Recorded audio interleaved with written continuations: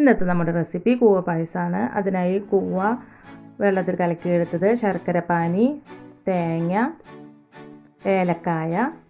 ഏലക്കായ നമുക്ക് പഞ്ചസാര ഇട്ട് പൊടിച്ചെടുക്കാം. അതിനുശേഷം നമുക്ക് ഒരു പാത്രം ഗ്യാസിൻ്റെ മുകളിൽ വെച്ച് അതിലേക്ക് വെള്ളത്തിൽ കലക്കിയ കൂവ ഒഴിച്ചു കൊടുക്കാം. അതിനോടൊപ്പം തന്നെ നമുക്ക് ശർക്കര പാനിയും ഒഴിച്ചു കൊടുക്കാം. അതിനുശേഷം ഗ്യാസ് ഓൺ ചെയ്ത് നമുക്ക് ഇളക്കി കൊടുക്കാവുന്നതാണ്. ഇളക്കി കൊടുക്കുമ്പോൾ പ്രത്യേകം ശ്രദ്ധിക്കണം.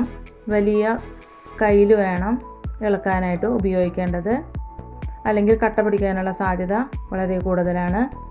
കണ്ടിന്യൂസ് ആയിട്ട് ഇളക്കി കൊടുത്തില്ലെങ്കിൽ കൂവപ്പൊടി അടിയിൽ കട്ട പിടിക്കാനുള്ള സാധ്യതയുണ്ട്. അത് പ്രത്യേകം ശ്രദ്ധിക്കണം. ഈ കൂവപ്പൊടി ഞാൻ വീട്ടിൽ തന്നെ ഉണ്ടാക്കിയെടുത്തതാണ്. മാക്സിമം നമ്മൾ വീട്ടിൽ ഉണ്ടാക്കിയെടുക്കാൻ ശ്രമിക്കണം. ഇത് കുറുകി വരുമ്പോൾ നമുക്കിതിലേക്ക് തേങ്ങ ഇട്ട് കൊടുക്കാം. അതിനുശേഷം നമുക്കിതിലേക്ക് ഏലക്കായ പൊടിച്ചു വെച്ചത് ഇട്ട് കൊടുക്കാം.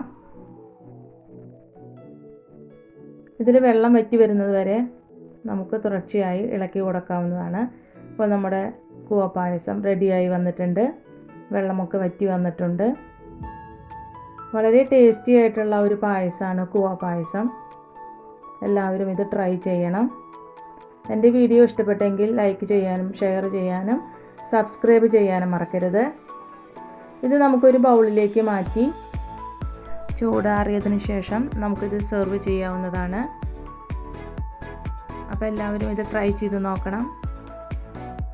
ഇഷ്ടപ്പെട്ടെങ്കിൽ കമൻറ്റ് ചെയ്യാൻ മറക്കരുത്. Thank you.